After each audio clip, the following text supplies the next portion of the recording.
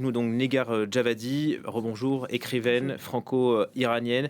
On imagine le poids de cette année qui vient de s'écouler. Comment est-ce que vous vivez ce triste anniversaire?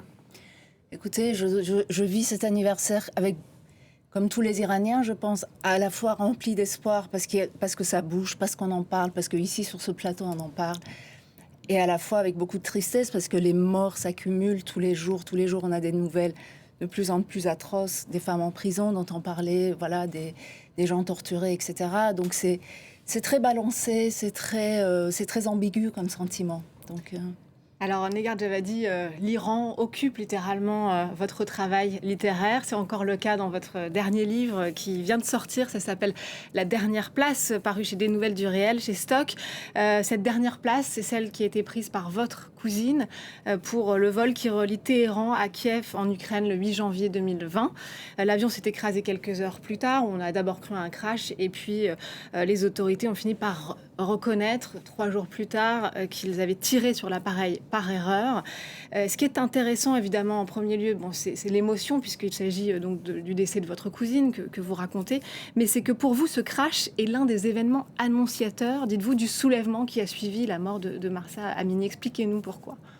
oui, en fait, je le relis. Je relis ces événements-là. Avant ce crash, il y a eu quand même, au moment de ce crash, il y a eu un mouvement de protestation très très important parce que ce crash est arrivé dans un contexte très particulier de guerre entre l'Iran et les États-Unis. Je dis guerre entre parenthèses parce que c'était pas une vraie guerre.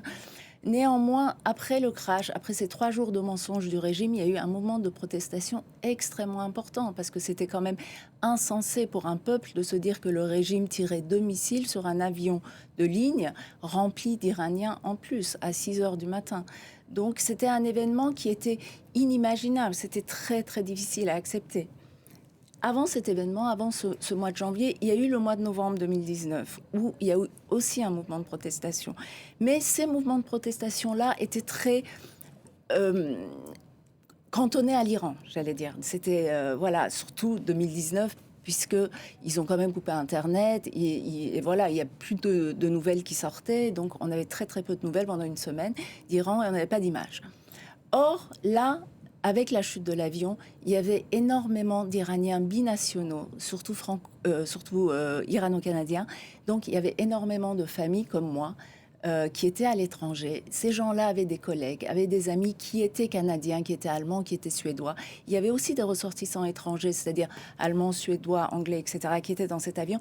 Donc, du coup, quelque chose est sorti dehors et quelque chose nous a atteints personnellement, intimement, qui est venu soutenir en fait la mort de Mahsa Amini et le mouvement de protestation. C'est pour ça que je les lis. Qui a aussi donné sans doute plus d'ampleur. Alors c'est vrai que je le disais déjà avec Des Orientales, c'était votre premier roman en 2016. Vous examiniez la situation et l'histoire de votre pays, racontant l'histoire de 3 générations d'une famille en exil.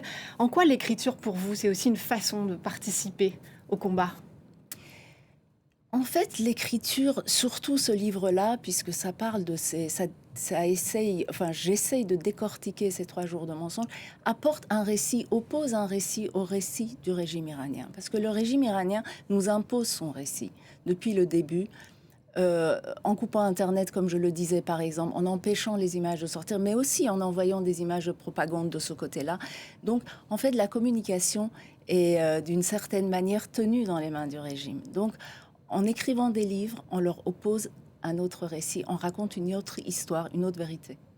Louise, je crois que vous vouliez également revenir sur la mobilisation des artistes iraniens, y compris avant la mort de Mahsa Amini, mobilisation contre le régime des mollahs. Effectivement, la voix des artistes iraniens porte depuis bien longtemps pour dénoncer la privation de liberté. On pense évidemment au cinéaste Jafar Panahi, réalisateur de Taxi Téhéran, et plus récemment Aucun ours, qui avait été présenté à la Mostra de Venise en 2022.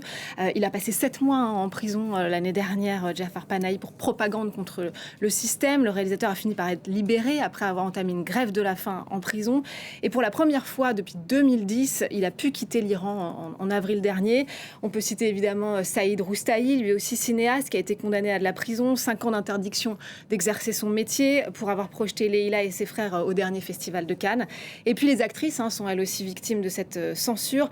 Afsaneh Bagueyan a été condamnée à de la prison. Elle avait publié des photos d'elle sans voile sur Instagram. C'était aussi le cas pour Golshifteh Farahani, qu'on connaît de façon internationale, qui avait fait la promotion du film de Ridley Scott sans voile. Elle a jamais pu retourner en Iran. Negar, on parle de ce courage des artistes. J'ai envie de vous interroger aussi là-dessus. Pourquoi leur voix est essentielle et pourquoi elle doit être entendue aussi pour comprendre ce qui se passe en Iran?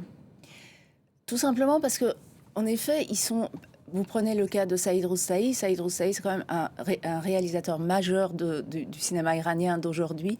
Il a fait 2 films assez incroyables. Et voilà, il est invité dans des festivals internationaux, donc on le connaît. Donc c'est eux qui portent la voix parce que c'est eux qu'on connaît. Parce que, en fait, les nouvelles qui nous viennent d'Iran sont toujours très fermées, très contrôlées. Donc, et puis les gens n'osent pas toujours. Là, depuis 1 an, ils osent de plus en plus. Il y a des images qui sortent. Mais c'est surtout les artistes qui ont mis cet éclairage-là sur l'Iran. Et puis il y a une autre voix centrale qui résonne dans le monde entier, Marjane Satrapi, bien sûr. Oui, évidemment, on se souvient d'elle et on la connaît pour Persépolis, ce roman graphique vendu à des millions d'exemplaires, traduit dans des centaines de langues. Elle racontait son enfance, comment elle avait vécu la révolution islamique, puis son arrivée en Europe, pas facile. Pour marquer la mort de Mahsa Amini, elle a coordonné un livre de dessins intitulé Femmes, vie, liberté, en hommage évidemment aux slogans scandés par les manifestants. Elle a fait appel à une vingtaine de dessinateurs, plus de 190 planches illustrées, et elle souhaitait, par ce livre, décrypter ce qui se passe en Iran et dire aux Iraniens qu'ils ne sont pas seuls, qu'ils sont aussi soutenus, vous le disiez, l'importance ici en Europe, de ce soutien aussi de la diaspora.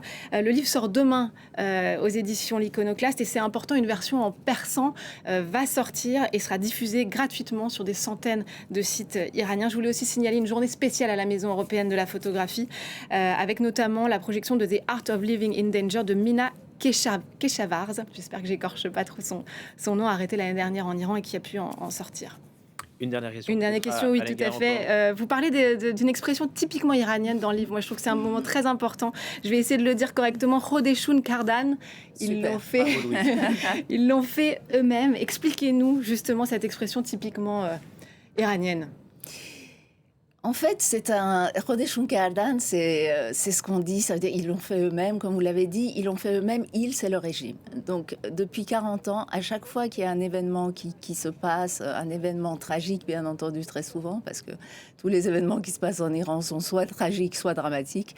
Donc le peuple, les gens, soit à qui ça arrive, soit à qui ça n'arrive pas, bref, ils disent ça, ils disent Rodeshun Kardan. C'est le premier cri qui vient dans la tête. Et d'ailleurs, même au moment où j'ai entendu que l'avion était tombé, alors même que le régime disait qu'il y a eu une panne technique, un moteur qui avait pris feu, dans ma tête à moi et dans la tête de beaucoup d'Iraniens, c'était Rodeshun Kardan. Et à force de mensonges, en fait, ils ont fini par se piéger eux-mêmes et on ne les croit plus. Donc c'est voilà. Vous nous faisiez part de votre espoir aujourd'hui, 1 an après la mort de Mahsa Amini. Vous estimez qu'un jour le régime iranien pourrait tomber ? Mais le régime iranien va tomber, c'est évident que le régime iranien va tomber. De toute façon, tous les régimes qui ressemblent au régime iranien totalitaire finissent par tomber. Après, c'est une question de quand ça va tomber et comment, voilà. Mais ça va tomber, bien sûr. Merci pour votre regard et votre courage, Negar Javani. La dernière place, peut-être Louise, vous pouvez remontrer le livre, collection des nouvelles du réel chez Stock. Merci encore d'être venu. On continuera de parler bien sûr de l'Iran sur France 24. Merci également à Bar et à Louise. Paris Direct continue avec les sports. Ah, pas de sport. On se retrouve dans 5 minutes pour le journal de 15h. À tout de suite.